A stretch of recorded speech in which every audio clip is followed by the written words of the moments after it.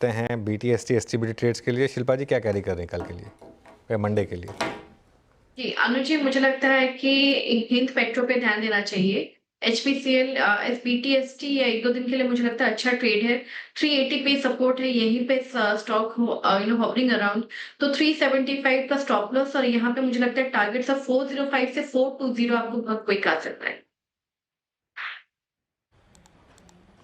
Okay, Shilpa जी का trade हो गया HPCL 380 160 पर। मानस आपका ट्रेड? तो देखिए, एसएल टेक में बिकवाली करने की राय रहेगी। अगर आप पैटर्न देखें तो आज के क्रैक में 50 डे मूविंग एवरेज के नीचे स्टॉक फिसला है। मेरे ख्याल से यहाँ पर गिरावट बढ़ सकती है, इसलिए एसएल टेक के नवंबर मंथ के फ्यूचर में बिकवाली करने की राय रहेगी। स्टॉप लॉसेस 1801 के रहेंगे और टारगेट रहेंगे 1725 के। अभी 1776 चल रहा है नवंबर मंथ का फ्यूचर। वेस्ट ऑफ टाइम ना वो तो खैर HCL टेक में आपके लिए एक अपॉर्चुनिटी, लेकिन ये सेल साइड की अपॉर्चुनिटी है। प्रशांत बताइए आपका ट्रेड क्या रहेगा? मुझे मेटल सेक्टर काफी अच्छा लग रहा है। इसमें JSW स्टील करीबन 964 पे ट्रेड कर रहा है 964। यहाँ पे मैं स्टॉप लॉस रखूंगा 950 के नीचे 948। जो टारगेट मेरा होगा वो होगा 990, 990 से लेके 995, 995।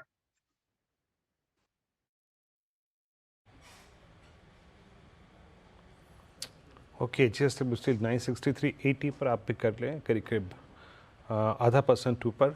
अमित सेठ जी आपका ट्रेड क्या रहेगा? जी वीरेंद्र जी, TCS पे एक शॉर्ट कॉल रहेगा। वैसे भी TCS पूरे सेक्टर को अंडर परफॉर्म कर रहा था। जब बाकी स्टॉक्स अच्छा कर रहे थे, TCS वाज वीक। इसने अपना 200 EMA ब्रेक कर दिया है। एक चैनल छोटा सा यहाँ पे ब्रेक हुआ है। TCS लगभग फ्यूचर्स में 3972 का प्राइस है। इसे शॉर्ट करें फॉर अ टारगेट ऑफ 3900 और स्टॉप लॉस लगभग रहेगा 4010 रुपए के। तो ये फिलहाल आपके लिए एक और ट्रेड आपकी स्क्रीन पर आता हुआ। गाबा जी बताइए आपका क्या प्लान है? तेजी का ट्रेड या फिर मंदी? तेजी का स्टॉक जो मैंने 2 बजे दिया था ग्रैन्यूल्स इंडिया, वो लगभग टारगेट अचीव हो चुका है।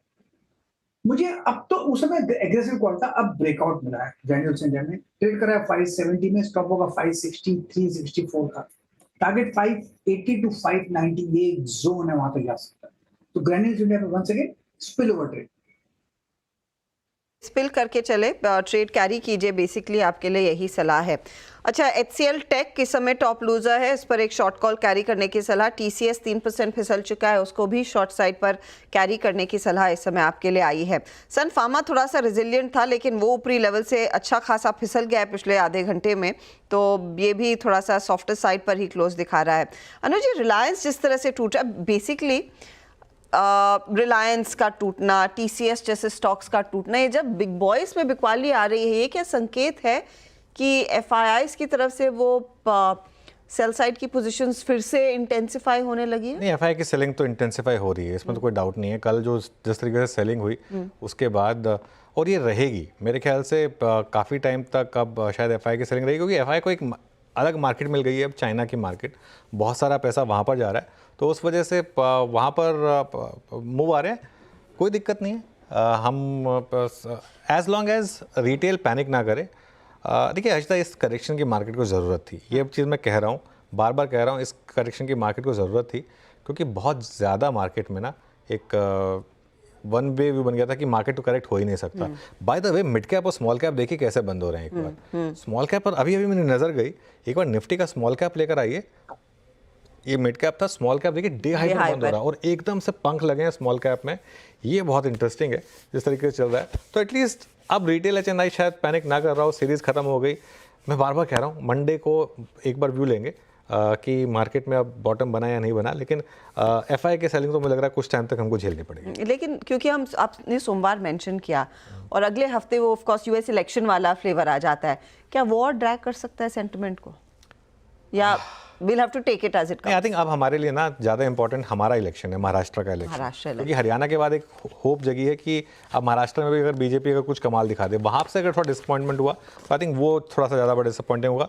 लेकिन पिछले 10-15 मिनट में थोड़ा सा मार्केट सुधरा है, निफ्टी भी डे लो से थोड़ा सुधरा है, और मिड कैप और स्मॉल कैप तो अच्छे खासे सुधरे हैं। जी हाँ, तो वो फिलहाल आपके लिए स्थिति देखिए तो 24,200 पर वापसी हो रही है, जहां पर आज लग रहा था कि हम 24,100 के 190 के नीचे क्लोज होता दिखाई देंगे, तो वो एक स्थिति थोड़ी बहुत संभलती हुई। मिड कैप्स में भी एक सिचुएशन इस समय बेहतर होती हुई दिखाई दे रही है। एक दो ट्रेड्स मैं आपकी स्क्रीन पर लेकर आती हूँ जहां पर कुछ कुछ साइंस हमने देखे हैं मार्केट के थोड़ा सा कंफर्ट ढूंढने के, specially on the mid cap side.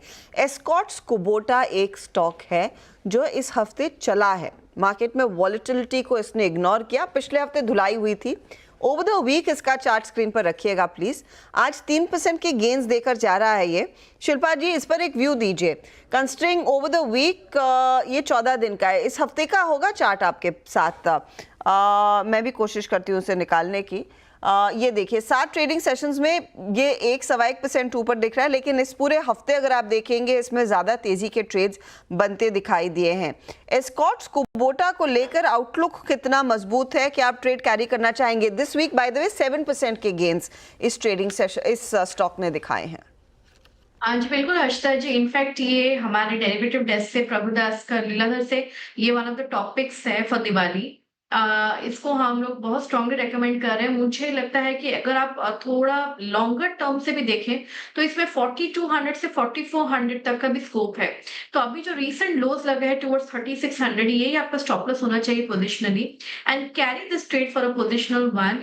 4200 should be your first target. इसके ऊपर I am hopeful for 4400 as well. 400 तक के लेवल्स भी देखने को मिलेंगे। स्कॉट्स बड़ा जमा है, यहाँ पर बहुत ही इंटरेस्टिंग मूव बनता हुआ दिखाई दिया।